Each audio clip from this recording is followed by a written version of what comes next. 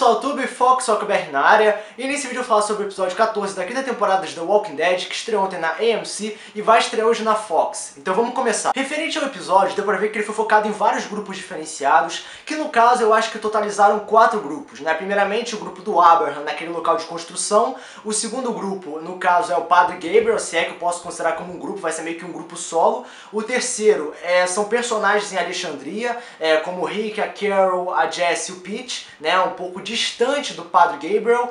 E por último, o grupo no caso, de procura de equipamentos, que no caso era o Glenn, o Eugene, a Tara e companhia. Então, primeiramente, né, para essa análise ficar um pouco mais organizada, eu primeiramente irei me focar no grupo do Abraham, começando a, no caso, me aprofundar nos detalhes, falar a respeito daquilo lá, enfim, vamos começar. Referente ao grupo do Abraham, foi bem interessante ver esse personagem com novos personagens para ver como é que é o seu lado social, mas o que mais me chamou a atenção foi a questão da aparição dos zumbis. Primeiramente, né, foi uma situação de perigo, mas os zumbis eram muito lentos e todo mundo estava desesperado, saindo correndo, atirando, gastando munição, e me chamou a atenção porque, porra, os zumbis são lentos pra caramba.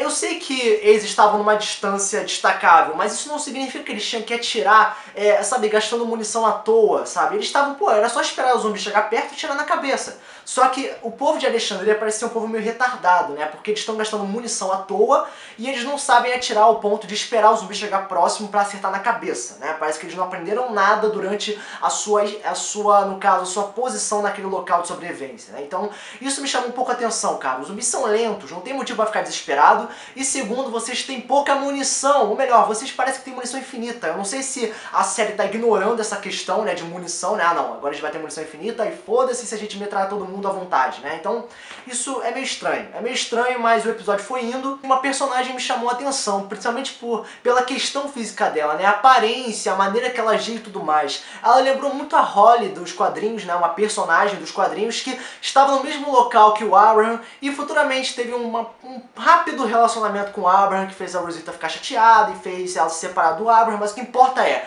a Francine lembra muito a Holly. Então parece que a Francine, fisicamente falando e pelo comportamento, ela é meio que a contraparte da Holly na série, né? Enquanto a Holly está nos quadrinhos, a Francine está na série. Mas no processo do personagem do episódio foi bem interessante porque ele foi alterado rapidamente. Ele apareceu apenas como um ajudante e logo ele se tornou o líder do grupo, né? Liderando a construção, né? Vamos pegar tais equipamentos, vamos matar os zumbis de forma... vamos mudar o sistema, né? Ele alterou completamente a maneira de sobreviver, salvando vidas, sendo um herói.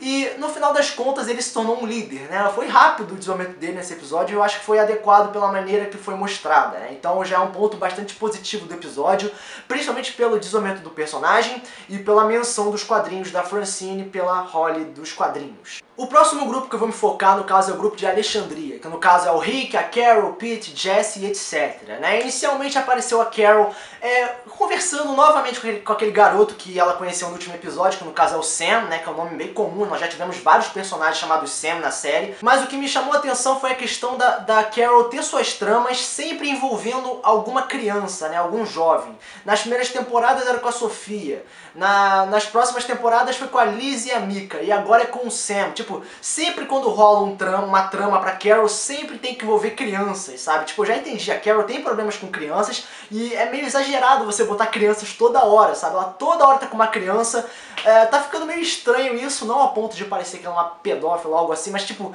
tá meio estranho, ela podia se desenvolver com pessoas, mas não, quer dizer, no caso adultos, adolescentes, mas não, é sempre criança, né? É uma coisa engraçada.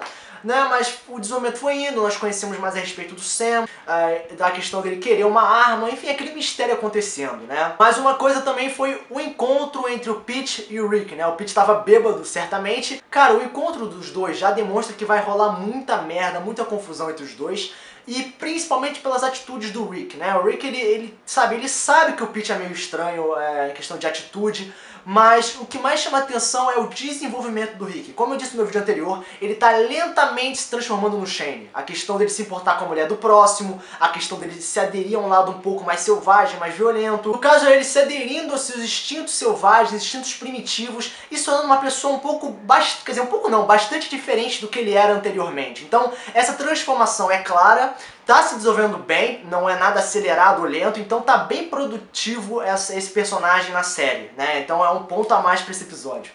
Em relação a Carol, né, ela reconheceu, né, que o Pete é um pai ruim por apenas observando ele, fazendo uma menção lá na primeira temporada, né, a gente pensando, cara, como é que a Carol descobriu que o Pete tá batendo nos dois, né, na Jessie e no Sam? Como é que ela sabe?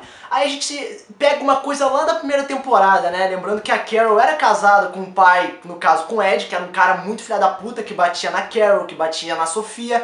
Então ela já tem a noção de como é que é um pai ruim, e ela já conseguiu definir pela maneira que ele é, que ele realmente batia nos dois e tudo mais. Então já tem a menção dos quadrinhos, da questão do Pete bater nos filhos e na mulher.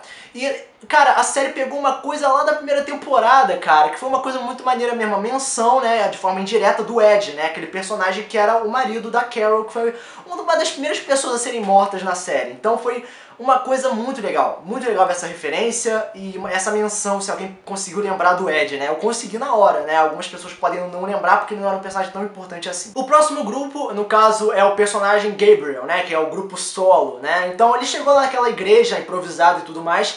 E o que é legal é que ele finalmente está recebendo foco, né? A questão dele arrancar as páginas da Bíblia foi um ponto chamativo e faz a gente pensar, cara, por que ele rasgou a Bíblia, né? A gente pode estar pensando, cara, ele pode estar com raiva de Deus, ele pode também estar entrando em conflito com Deus, pensando, cara, por que você está fazendo isso comigo e tudo mais. Só que no decorrer do episódio a gente descobre que ele está começando a pensar que Satã tá lá, enfim, aquele papo religioso. Quem gosta pode se interessar, eu não gosto tanto, mas o personagem certamente está chamando bastante atenção.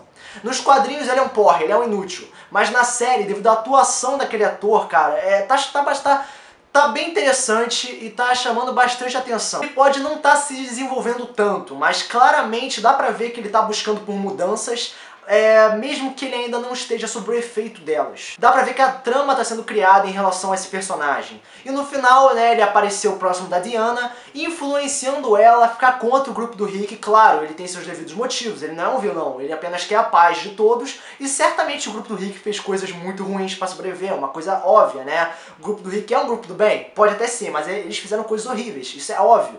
E o padre Gabriel falou, não, eles não podem estar aqui, então essa questão dele plantar esses pensamentos negativos do grupo do Rick na mente da Diana, que é a líder de Alexandria, é uma ótima maneira de começar uma trama. Eu achei fantástico essa mudança de lado do Gabriel, né? A mudança de lado, né? Porque na verdade ele tá no lado de todos, mas ele não quer o mal, ele só quer o bem, né? Mas ele esquece que nesse mundo, né, de zumbis, coisas ruins devem ser feitas, né? Ele quer o bem, ele é um puxa-saco e tudo mais, então enfim. Dá pra ver que tá acontecendo alguma coisa com o Padre Gabriel e é uma coisa bastante chamativa, tanto relacionado com a atuação do ator. E agora eu vou falar do último grupo, que é o mais importante, né? Eu considerei o mais importante, que no caso é o grupo de busca, né? Daqueles equipamentos, né? Pra recuperar a energia do local. A primeira coisa que eu tenho que dizer a respeito deles é o foco constante no Noah, né? Porque, cara, é típico do The Walking Dead. Sempre quando um personagem secundário, né? Que não faz muita coisa, é focado bastante em algum episódio, ele vai morrer. Simples, sempre foi assim e sempre será. O diretor nunca muda isso, desde a primeira temporada foi assim. Ou melhor, desde o Mazara, eu acho. Eu não sei se o Darabont fez isso, mas o que interessa é, o Noah foi focado bastante nesse episódio. Ele até teve aquele momento bonito com o Reg, da questão do caderno, de anotar as coisas importantes da vida. Só que, gente, ele acabou de conhecer o Reg, eles estão lá há poucos dias e o Reg já entrega um caderno pra um estranho. Tipo, velho, você acabou de conhecer esse cara e você já entrega um caderno que era seu pro cara. Mas de qualquer forma, beleza, dá pra entender que a série tem que acelerar essas coisas. Enfim, o Noah foi focado bastante e acabou morrendo no final desse episódio. Foi algo legal, mas é típico de The Walking Dead. Muito foco igual a morte. No caso, muito foco de personagem secundário. Uma outra coisa que eu gostei foi quando começou a tocar a música, quando o grupo ia sair de Alexandria, que no caso foi a música You're Going to Die, né, que significa você vai morrer. E a câmera focou em quem? No Noah. Então isso foi um foreshadowing indicando que ele ia morrer nesse episódio, tá uma coisa óbvia demais. Principalmente pela questão dele receber bastante foco, mas o que eu gostei foi o foreshadowing, né? Botou uma música dizendo, você vai morrer, aí aparece o Noah, né, sendo focado, né? No caso, You're Going to Die. É uma música boa, já ouvi antes, né? Então foi bem legal ouvir essa música na série, né? Eu não esperava por essa. Então é um foreshadowing surpresa e que foi muito legal. Eu adoro foreshadowings. Mas assim, no resto do episódio deu pra ver uma maior aproximação entre a Tara e o Eugene, né, fortificando a amizade entre os dois, uma coisa legal pro desenvolvimento de ambos os personagens. Aí teve aquele momento da granada, né, que o Aiden começou a atirar nos zumbis sem querer, acertou a granada, né, explodiu, só que não foi um efeito tão legal. O cara acertou a granada, explodiu, só que simplesmente apareceu uma tela preta e depois apareceu todo mundo sendo jogado em vários locais aleatórios, né, o Aiden foi empalado, a Tara sofreu um machucado sério, o que foi legal, né, primeiramente foi a questão do Aiden, né, que ele confessou, né, em seguida, dizendo que os outros tinham morrido devido a ele e o outro lá sendo covardes, então ele começou a confessar os seus problemas, né, os seus erros do passado. Então ele conseguiu meio que sua redenção, né, mais ou menos isso. Eu considero isso uma redenção, né, digamos, dizer que ele errou, né, assumir a culpa. E também tivemos o traumatismo da Tara, né, que ela machucou a cabeça, que foi algo original. Nenhum personagem tinha sofrido um dano assim no corpo, então foi algo original. Isso pode produzir mais tramas para personagem. Eu acho que ela pode perder a memória, né, já que o Cole perde a memória nos quadrinhos, ela pode perder a memória. Aí, sei lá, vai que ela deixa de ser lésbica e começa a virar bissexual ou heterossexual, mas eu já tô viajando demais nessa questão de teorias, mas sei lá, vai que acontece, vai que decidem transformar ela, no caso, fazer ela escolher um outro lado de questão de coisas. Enfim, vocês entenderam. Aí o episódio foi indo, cenas de tensão, cenas com zumbis, e no final das contas o que acontece? O Noah morre, né? Nós tivemos aquela morte legal, né? Foi da hora o efeito dele puxando o rosto, assim, abrindo. Enfim, foi maneiro, foi muito bem feito aquilo. Deu pra ver que eles focaram somente na boca pra poder rasgar, né? Não iam mostrar o ator com a boca sendo rasgada, certamente, né? Tem certas limitações. E não iam colocar o personagem perfeitamente computadorizado. Isso é uma coisa tosca. Eu já vi vários filmes de terror pra saber que não funciona dessa forma, não fica legal uma coisa computadorizada. E o efeito que fizeram dando zoom na boca e rasgando o resto foi bem feito e foi válido para uma morte do personagem, né? Mas o que foi legal foi a questão do Glenn assistir isso de perto, né? Deu pra ver vários cortes, né? Ele ficando lá por um bom tempo e ficando traumatizado, né? Aquilo traumatiza qualquer um. E essa questão do Glenn assistir aquilo de tão perto pode ser como eu posso dizer, uma ótima maneira de desenvolver o personagem por base de momentos traumáticos, né? O Glenn nunca passou por momentos tão traumáticos assim, você pode rever todas as temporadas.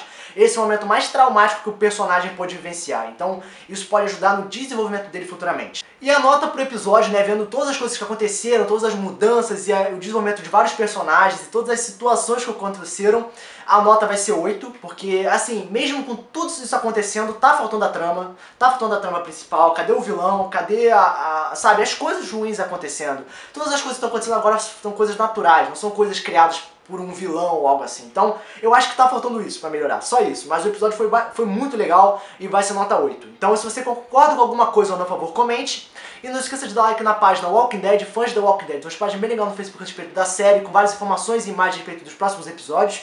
E não esqueça de se inscrever no canal Mega Play, um novo canal no YouTube falando a respeito de várias coisas do universo nerd, da Marvel, da DC, quadrinhos e tudo mais. Então entre lá e ajude tanto os canais quanto páginas a crescerem. Então na descrição desse vídeo eu vou deixar 5 links. O primeiro é referente ao meu grupo do Facebook falando a respeito do meu canal no YouTube. O segundo sobre a page Walking Dead, o terceiro sobre a page fãs da Walking Dead, o quarto sobre o meu Twitter e o quinto sobre o canal Mega Play. Então se você gostou do vídeo, curta, compartilhe e se você tem a dizer, por favor, comente. Fox, OAKPR, partindo até o próximo vídeo, valeu!